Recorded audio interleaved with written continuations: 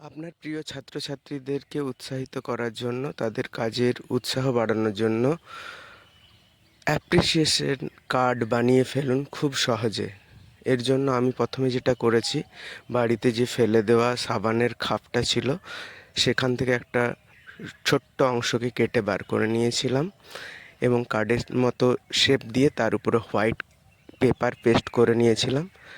Paste করে নেওয়ার পরে অ্যাক্রিলিক কালার খুব পাতলা করে গুলে তুলির সাহায্যে পেপারটার উপরে ফোঁটা ফোঁটা করে ফেলে দিয়েছি।